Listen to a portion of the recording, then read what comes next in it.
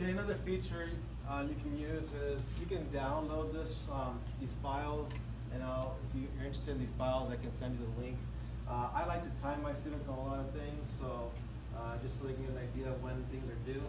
So here is a application that I downloaded, really big letters here, really big fonts.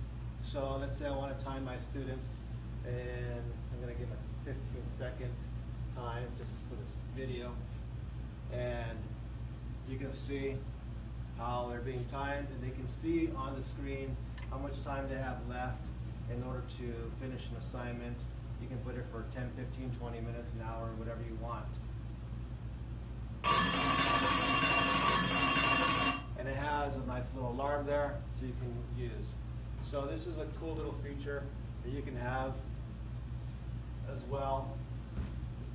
I can email you the link to where you can download these different timers. I have different types of timers on here as well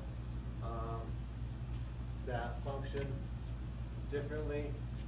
Just another little time bomb. So you get your students to. That might scare somebody though. So you have a jumpy student, don't use it. Another one is just a simple countdown. You don't need to hear the noise. Online stopwatch.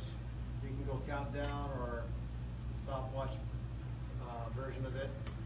And also I have another one which is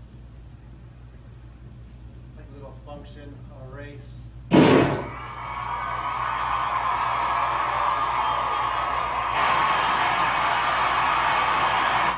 Now, be careful in using this because students tend not to do their assignment. They tend to look at this the entire time. So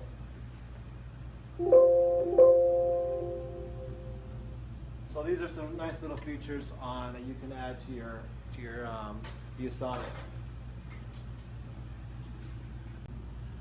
Okay, so on the back I added some features here. I have a portable drive here. This is a 500 gigabyte drive, so I connect it to the back of mine.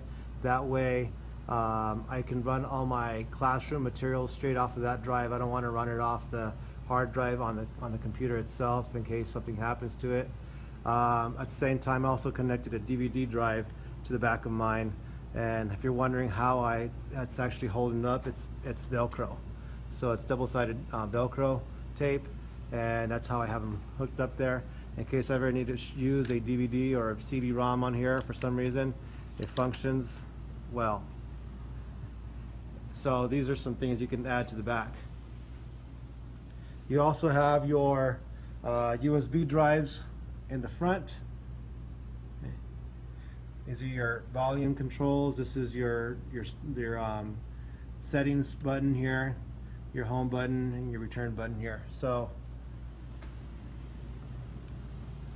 on the back, you also have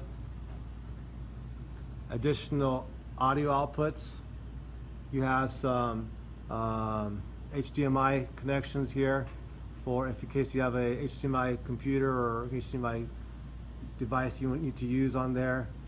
These are all USB connections, and these here, don't break them. They are your Wi-Fi antennas, so make sure you take care of them. Do not push this button here because this will disconnect the hard drive from the computer, so don't do that.